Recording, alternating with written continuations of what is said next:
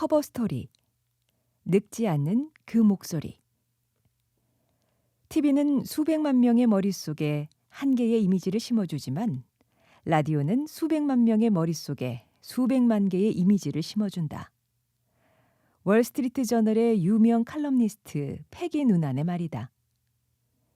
별이 빛나는 조용한 밤. 우리가 한 사람의 목소리에 가만히 귀를 기울이는 것은 분명 귀한 경험이다. 하지만 인스타그램업을 하지 않으면 쉽게 화제거리가 될 수 없는 오늘날의 세상에서 라디오가 소중하게 여겨져야 할 이유는 이뿐만이 아니다. 비록 등장한 지 100년이 넘은 오래된 목소리지만 라디오는 오늘날에도 정보 접근성과 표현의 자유 그리고 다양성을 지키는 데 한 몫을 담당하는 늙지 않는 목소리이기도 하기 때문이다. 유네스코 뉴스 편집장 김보람.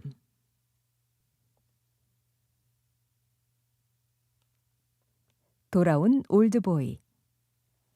약 석 달 전 러시아의 우크라이나 침공이 시작되면서 하늘을 가로지르던 미사일 중 상당수는 우크라이나의 방송통신 관련 시설을 향했다. 수도 키이우의 높은 방송 중계탑이 미사일에 피격돼 화염에 휩싸이는 장면은 전쟁의 시작을 알리는 상징적인 이미지였다.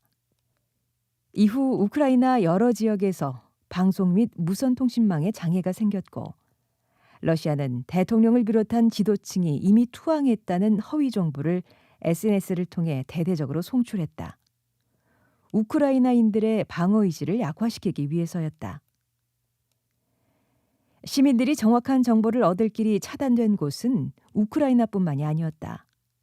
전쟁 발발 직후 러시아에서는 영국 방송사 BBC와 독일 국제방송국인 독일의 소리 웹사이트 접속에 대규모 장애가 발생했다. 인터넷 검색과 SNS 역시 서비스 장애를 빚었다. 해외 뉴스 및 정보 유입을 막기 위한 러시아 정부의 차단 조치 때문이었다. 그러자 BBC가 들고 나온 대응책은 단파 라디오 방송이었다. 지난 2008년에 청취자 감소 및 비용 절감을 이유로 2차 세계대전 때부터 운영해오던 단파 라디오 방송의 유럽 지역 송출을 중단했던 BBC는 매일 오후 4시에서 6시와 밤 10시에서 12시에 우크라이나 전역과 러시아 서부 일부 지역으로 전파를 다시 송출하기 시작했다.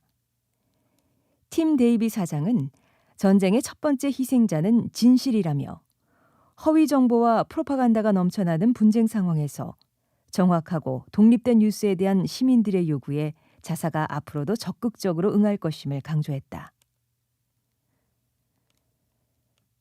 라디오가 곧 생명줄인 국가들. 우크라이나 지역에서의 뉴스 전달을 위해 BBC가 선택한 방법이 14년 전에 중단됐던 구시대 유물이라 할 수 있는 단파 라디오인 이유는 분명하다.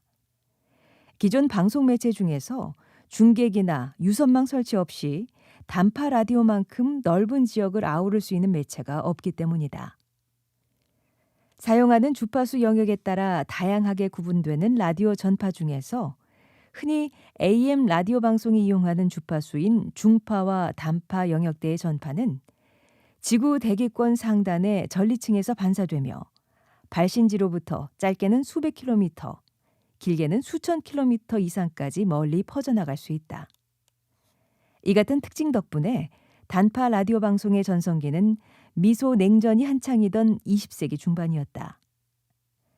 당시 자유진영과 공산진영의 주요 국가들은 미국의 소리 같은 국영 라디오 매체들을 중심으로 막대한 자금을 쏟아부으며 보이지 않는 전파 전쟁을 치렀고 그 덕에 사람들은 저렴한 라디오 수신기만 있다면 어디에서든 이들 방송을 들을 수 있었다. 체제 경쟁의 당사자가 아니라도 지구촌의 수많은 사람들은 영어 공부를 위해 좋아하는 음악을 듣기 위해 그 외 여러 가지 이유로 저 먼 나라에서부터 들려오는 라디오에 귀를 기울였다. 이후 구소련의 몰락을 기점으로 냉전이 종식되면서 각국 입장에서는 자국의 방송을 국경 너머까지 보내야 할 중요한 동기 중 하나가 사라졌다. 그 사이 라디오 방송의 중심도 스테레오 방송이 가능할 정도로 더 좋은 음질과 수신 감도를 갖춘 초단파 대역을 활용하는 FM 라디오로 옮겨갔고, 새로 등장한 여러 현대 미디어들이 라디오의 청취자를 빼앗았다. 주요 선진국들은 2000년대 들어서도 국공영 방송국을 중심으로 중단파 라디오 방송을 비상시에 활용할 수 있는 채널로서 한동안 유지했지만 그 경향도 오래가지는 못했다. 심지어 라디오 방송의 중단 혹은 축소 소식은 라디오가 이미 더는 주요 미디어 소비 채널이 아닌 선진국에서 큰 뉴스가 되지도 못했다.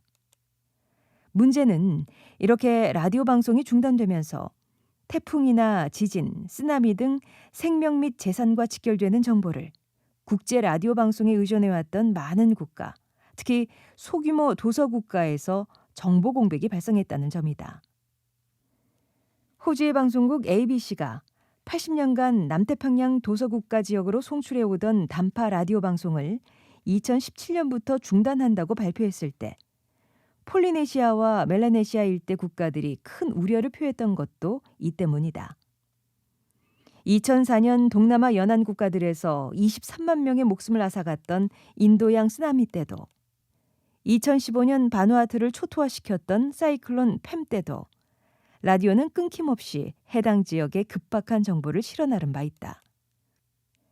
태평양 지역의 언론 자유 및 윤리 모니터링 NGO인 퍼시픽 프리덤 포럼은 라디오와 재난 상황에서의 통신 간의 긴밀한 연결고리에 대한 일고의 고려도 하지 않은 정책이라며 ABC의 이 같은 결정을 비판하기도 했다. 물론 한정된 예산을 효율적으로 사용해야 하는 방송사들의 행동을 마냥 비난할 수는 없다. 방송사 입장에서 FM 라디오가 아닌 중단파 라디오 채널을 통한 방송은 아무도 들어주지 않는 곳에서 소리치기와 별반 다를 바가 없기 때문이다.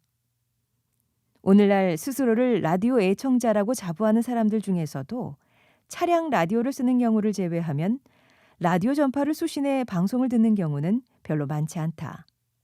대신 휴대전화 앱이나 웹 브라우저를 통해 인터넷망으로 전송되는 라디오 방송을 청취하는 경우가 더 많다. 비상시 대비용이라는 명목 말고는 방송사가 녹음부터 편집까지 전 과정이 디지털로 만들어진 프로그램을 아날로그 신호에 실어 내보내야 할 이유가 갈수록 줄어들고 있는 것이다. 21세기 라디오의 가치. 그렇다면 오늘날의 라디오는 비상 상황에서의 유용한 대안으로서만 그 존재 가치가 있는 것일까? 지속 가능한 산업 기반을 가꾸어 나가기보다는 정부의 지원과 소수 애호가들의 애정에만 의존해 생명을 부지해야 하는 것일까? 라디오의 쇠퇴가 한창 가속화하던 지난 2012년 세계 라디오의 날을 제정키로 한 유엔과 유네스코가 답을 내놓아야 했던 질문은 바로 이것이었다. 21세기 이후에도 라디오가 살아남을 것을 넘어 계속 널리 활용되고 사랑받기 위해 지키고 가꿔야 할 가치는 무엇일까? 그 유력한 해답 중 하나로 유네스코가 내세우는 것이 표현의 자유와 다양성 보장이다. 20세기의 라디오가 멀리 퍼져나가는 목소리로서 각광을 받았다면 21세기 이후의 라디오는 다양하고 포용적이며 믿을 만한 목소리로서 여전히 우리의 벗으로 남을 수 있다는 뜻이다. 시민들의 저항이나 비판을 막고자 하는 독재 국가에서, 그리고 광고 수익을 기대할 수 없다는 이유로 소수 집단에 이야기를 할 기회를 주기 힘든 자본주의 미디어 환경에서 라디오는 표현의 자유와 다양성을 지키는 보루가 될 수 있다. 물론 팟캐스트 같은 오늘날의 오디오 콘텐츠는 라디오의 역할을 더 효율적이고 간편하게 대체할 수 있고, 유튜브는 라디오보다 훨씬 더 많은 정보를 광범위하게 전달할 수 있다.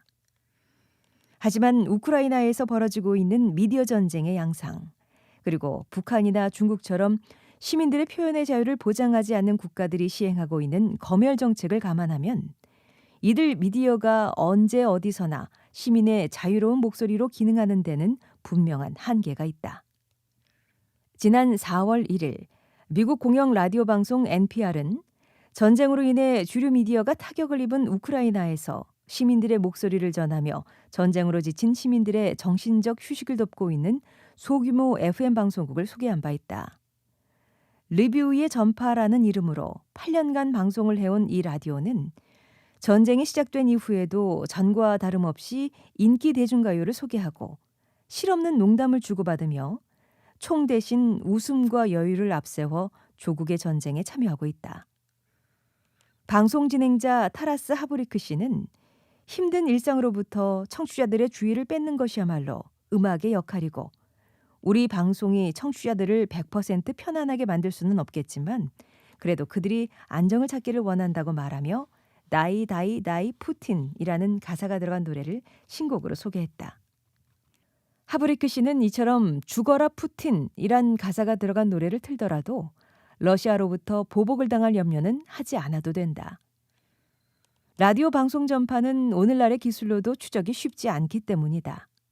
또한 라디오 로시아니가 지난 2008년부터 전 세계 최악의 여성 인권 탄압 현장이었던 아프가니스탄에서 페미니즘 방송을 송출할 수 있었던 것도 라디오였기에 가능한 일이다.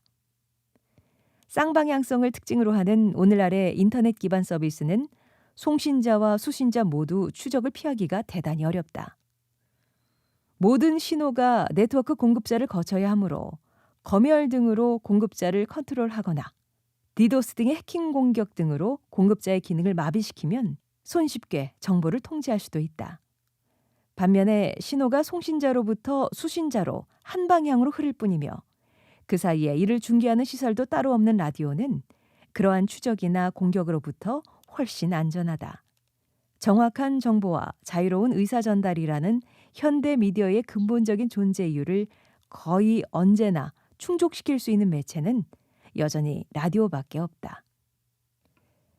내 목소리가 곧 라디오의 목소리. 유네스코는 21세기의 라디오는 더 다양한 집단에게 더 다양한 프로그램과 관점 및 콘텐츠를 제공하고 더 다양한 청취자의 요구를 반영함으로써 사회 전체의 다양성을 한층 더 풍부하게 만들 수 있어야 한다고 강조한다. 모두에게 목소리를 부여하고 그 목소리가 발화되어 다른 사람들에게 들릴 수 있도록 해주는 라디오의 능력은 특히 주류 미디어가 시장을 장악한 선진국에서도 유용하게 쓰일 수 있다. 예를 들어 코로나19로 인한 피해가 대규모로 확산되던 미국에서는 각 지역의 소규모 라디오 방송국들이 지역 주민들이 필요로 하는 정확한 정보를 전하고 위기 극복을 위한 지역 차원의 연대를 강화하는 데 큰 도움을 주기도 했다. 콜로라도주 이니아시오에 스튜디오를 두고 5개 카운티에 걸쳐 방송을 내보내는 KSUT도 그중 하나다. 방송 권역 내에 큰 규모의 원주민 인구를 두고 있는 KSUT의 태미 그레이엄 사장은 미국의 라디오 업계 정보 매체인 라디오 월드와의 인터뷰에서 지역 신문도 발행되지 않는 이곳은 뉴스의 사막지대였다며 KSUT가 지역 뉴스의 공백을 메우면서 이제 사람들은 코로나19에 관한 것이든 산불에 관한 것이든 우리 방송에서 필수적인 정보를 얻을 수 있다는 믿음을 갖고 있다고 말했다. 또한 믿을 만한 지역 정보는 오늘날 그 어느 때보다도 더 중요하다며 사람들을 연결하고 커뮤니티를 만드는 것이 우리가 해야 하며 하고 있는 일이라고 덧붙였다. 그러한 활동이 지역 주민들의 지지를 받으면서 2020년 KSUT는 팬데믹 상황에도 불구하고 역대 최고액의 방송국 기부금을 모금하기도 했다. 이처럼 믿을 만한 목소리가 반드시 필요한 곳에서 안전과 생존을 위한 정보가 반드시 전달돼야 하는 상황에서 그리고 소외되거나 억압받는 자들이 자신의 목소리를 지키고 또 퍼뜨려야 할 상황에서 라디오는 여전히 유효하며 여전히 소중하다. 눈에 보이지 않는 매체는 화려한 영상 매체에 곧 자리를 내줄 것처럼 보였지만 21세기의 생명수라 할 수 있는 정보와 진실을 세상 모든 사람에게 전달하는 데는 자유롭고 다양하게 퍼져나가는 목소리만으로도 충분하다는 것을 라디오는 보여주고 있다. 그것이 아직도 전 세계 30억 명의 사람들이 매주 한 번은 지직거리는 잡음 너머로 들려오는 따뜻하고 정겨운 목소리에 귀를 기울이는 이유가 아닐까. 낭독 송정혜.